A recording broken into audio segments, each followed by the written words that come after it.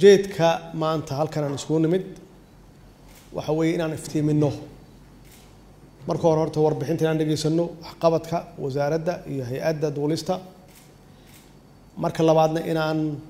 xusno dadka wanaagsan oo muddada dheer u soo halgamayay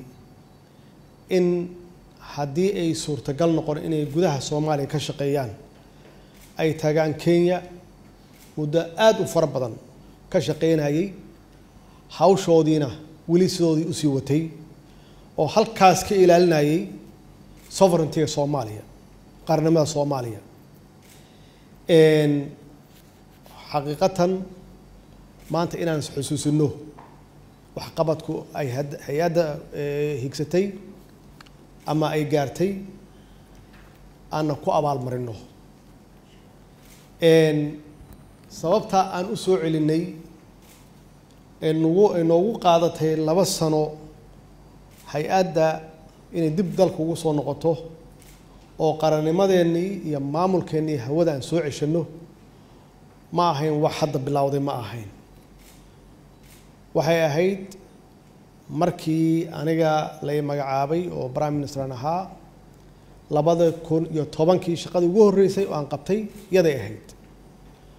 oo aan u diray ra'iisul wasaare ku-xigeenka markaas iyo oo ahaa wasiirka qorsheynta Nairobi sidii aan u soo ceshan lahayn waxaynu u yiraahdeen waxaad tihiin ku meel gaar marka aad ka baxdaan allaha idin gaarsiiyo waxyaabaha aan naftigayga igu kalifay inaan diido in waqtigaasi waqti lagu daro 3 sano ah oo ku meel gaarka lagu jiro runtii waxay ka ahayd qayb in qarannimadeennii wax badan ay ka maqan tahay ee qayb ka tahay soo celinta hawada markii aan ku guuleystay xilka madaxweynenimo 2017 wasiirkan u yeeray waxaan ku yiri qorshahaaga muxuu yahay nin iska cusub oo ahaa oo runtii magaalada kala baranaya iyo shaqaalaha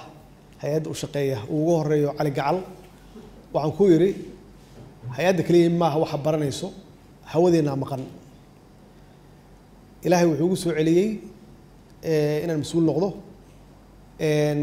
waxa laga yaabaa hal kaliya haddaan wax ka qabto inay noqoto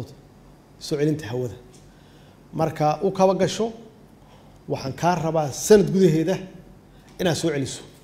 hawada iyo maamulkeeda wuxuu la xiriiray qolooyinkii qaabilsanaa oo hawshaas runtii waana ku mahadsan yihiin muddada dheer noo hayay oo howlwadeennadu qaar in badan ay u shaqeynayeen Nairobi xaruntooda ahayd waxay ku yiraahdeen markaan hubsano in dalkiinu waxa xasilooni siyaasad leeyahay oo adigu aad joogto sanad ka badan yaan soo celinayna waa xaqiiqa waxbaas waalin 6 bilood yaa joogi doontaay bal 6 bilood marka la dhaafo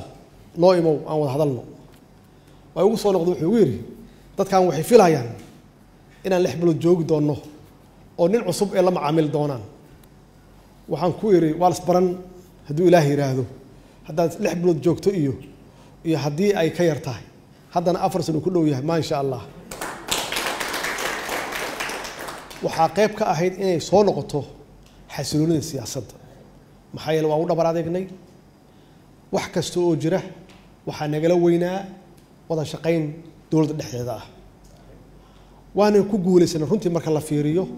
ama naloo fiiriyo kuwii naga horreeyay waan u dhabar adeegnay inaan beeneyno fakarkooda ahaa siyaasadda Soomaaliya ma aha stable mana raagto ee intaad hayn kartaan maamulkeeda haye markay arkeen in aanan jixinjixaynin wasiirka iyo howlwadeennada wasaaradda iyo maareeyaha iyo tiimka la shaqeeya waxay ogaadeen inay u fududahay inay soo celiyaan hawada oo xamar la keeno laga maamulo Soomaaliya halkan aan u madax banaanaano hawadeena ilaahayna waa nagu guuleeyay muddo 2 sano ka yar ilaah waa nagu guuleeyay waana ku mahadsan yihiin runtii madaxda wasaaradda iyo hay'adda duulista iyo howlwadeennada naftigooda hawsha soo wareejinta waxaa ka adkaa iyo inaan niraahno qarannimadeena waa soo ceshanay qayb ka mid ah maamulkeeda oo runtii walwal badan naga hayay oo dad badan ay raadinayeen ama ay filayeen inaan fashili doonno oo la oran doono ilaa waxaana la geliyay moratorium yaana la geliyay waqti yar yaa waxa la baraha lagu dayo aan aragno in ay hawsha serious ka yihiin oo ay hayn karaan waa ku mahadsan yihiin howlwadeennada wadaniyadda ay muujiyeen daacadnimada ay muujiyeen inay dalkooda u shaqeeyaan sharafkoodii iyo karaamadoodiina ay soo ceeliyaan dalkoodii aad iyo aad yaan runtii idinkaga mahad celinayaa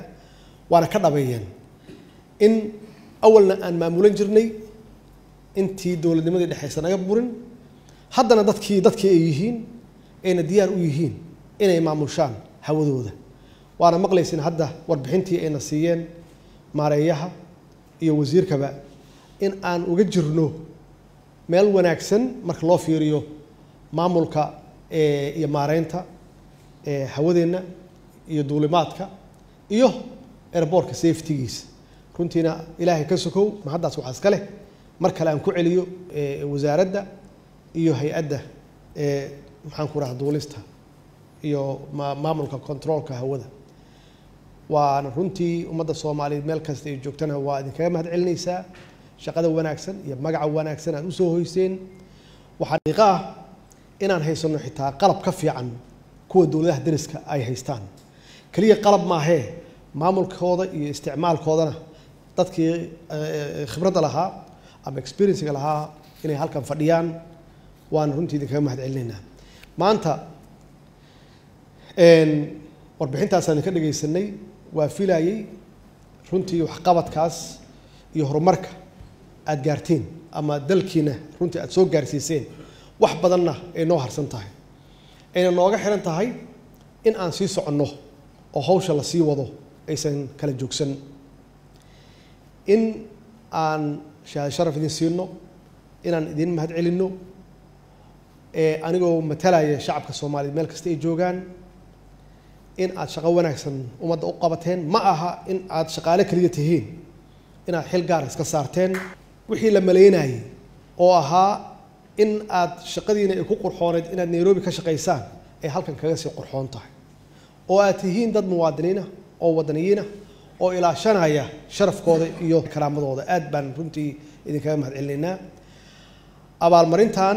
waa hawsha wanaagsan aad qabateen ummadana aad u qabateen mudanna in la idinkaga daydo waxaan rajeynayaa hay-adaha kale ee dowladda haddii yihiin wasaaradaha iyo hay-adaha kaleba inay idinkaga daydaan shaqada wanaagsan aad qabateen waxaan idinku boorinayaa aan idinku adkeenayaa aan idinkula dardaarmayaa inaad xoojisaan aana laba jibaartaan shaqadaas wanaagsan aad ummaddiina iyo dowladdiina aad u haysaan waa salaamatihiin